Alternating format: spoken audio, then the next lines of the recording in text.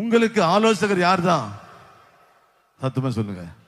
பரிசுத்த ஆவியானவர் தான் உங்களுடைய ஆலோசகர். நான் உன் மீது என் கண்ணை வைத்து உனக்கு ஆலோசனை சொல்லுவேன். அல்லேலூயா. அப்போ அவர் ஆலோசகர் தான். அவர் தான் ஆலோசனை. He is the counsel for us. அல்லேலூயா. அவர் எனக்காக எல்லா ஆலோசனையும் கொடுக்க வல்லவராக இருக்கார். எங்க போன என்ன செய்யணும்? தாவீதுடைய காரியம்லாம் அப்படித்தான்.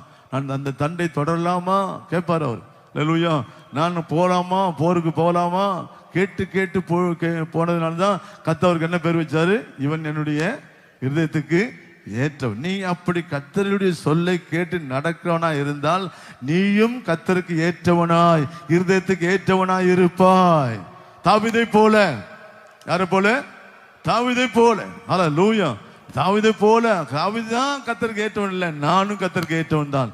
ஏன்னா நானும் கர்த்தருடைய சொற்படி மாத்திரமே நடக்கிறேன். ஆமென். சத்தமா ஆமென். அல்லேலூயா. அப்ப கர்த்தர் முன்னையும் அப்படிதான் எடுத்துக்கொள்வார். நீ அவரோடு இருந்தால் அல்லேலூயா அவர் சொற்க கேட்பாய். அவர் சத்தம் ஒன்று கேட்கும். சத்தம் ஒன்று கேட்கும். அவர் என்ன சொல்றாரு? ஆண்டவரே நான் என்ன செய்யலப்பா, இங்க போலாமா, இந்த செய்யலாமா, என்ன செய்யணும் ஆண்டவரே? நீ சும்மா இருந்தா சும்மா இருந்துடணும். நீ சும்மா இருந்தா அந்த கர்த்தர் அவர் வசனம் சொல்ற என்ன சொல்லி, நீங்கள் சும்மா இருப்பீர்கள், நீங்கள் நானே கர்த்தர் என்று அறிந்து கொள்வீர்கள். அல்லேலூயா.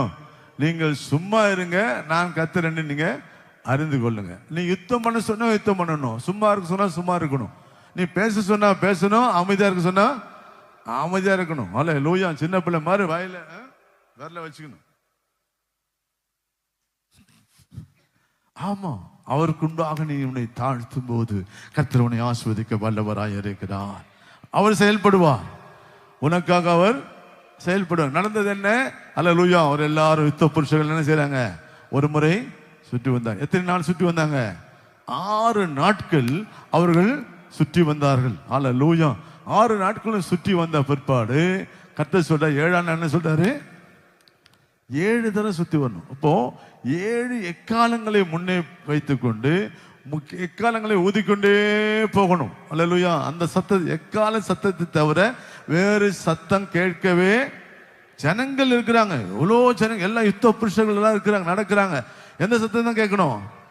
எக்கால சத்தம். சொல்லுங்க, என்ன சத்தம்? உங்களுக்கு இருக்கிற என்ன சத்தம்? எக்கால சத்தம் எது? அது ஸ்தோத்திர பலி. என்னங்க? ஸ்தோத்திர பலி. நீங்க என்ன செய்யணும்?